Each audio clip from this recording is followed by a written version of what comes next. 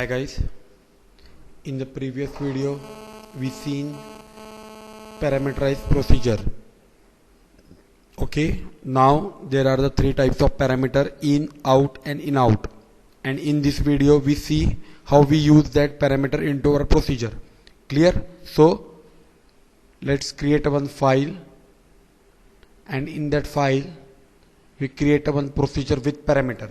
So ed and your file name. Suppose my file name is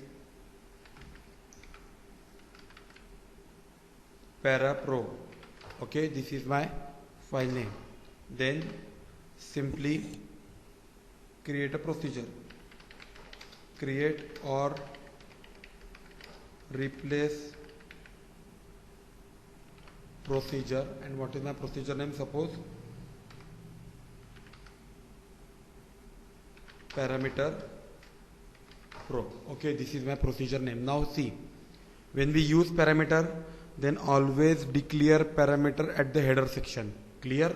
So here let's declare one in parameter.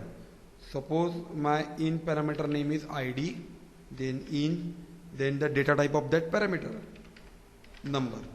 So this is how we use the in parameter. Suppose I omit that in keyword, then it's default the in parameter. Okay, so in keyword is not necessary. Your default parameter is always the in parameter. Okay, but for the identity always write in parameter. Clear?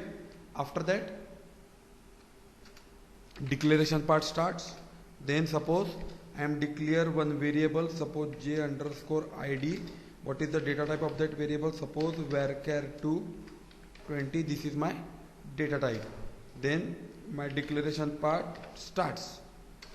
Then select statement, select job underscore id from, okay, now job underscore id into your variable name j underscore id from employees where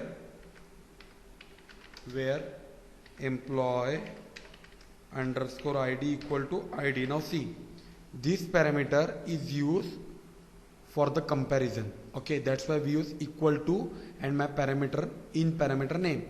So when we use that in parameter into our procedure, then it's a constant.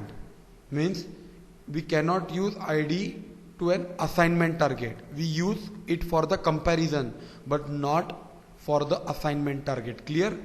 Then dbms underscore output dot put underscore line. After that we simply print j underscore id. Clear? So this is nothing but how we print the value of JID. Now when we find that select statement, at that time the value of that ID is transfer or it pass at a time of execution to that procedure.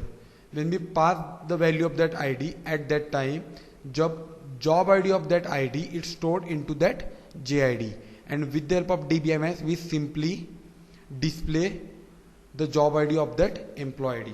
Clear? Then end of your procedure, show error and set server output on. Clear? So this is a simple procedure with the in parameter. Now let's compile it. There are the multiple errors. Okay, now here error is on select job ID into JID from employees where employee underscore ID equal to ID, put underscore line JID, end of your procedure. Okay, error is here. Okay, now compile it. Your procedure create, then execute. At a time of execution we pass the value to my procedure. Okay, so how we pass value to that parameter? Execute procedure name parameter underscore pro. This is my procedure name. Let's check first what is my procedure name. I am not sure about that. My procedure name is parameter underscore pro. Okay, so execute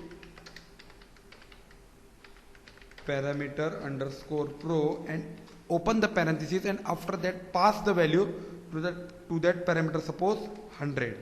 So here the output whose job ID stored into that JID 100, because this 100 is passed to that ID in parameter. Clear?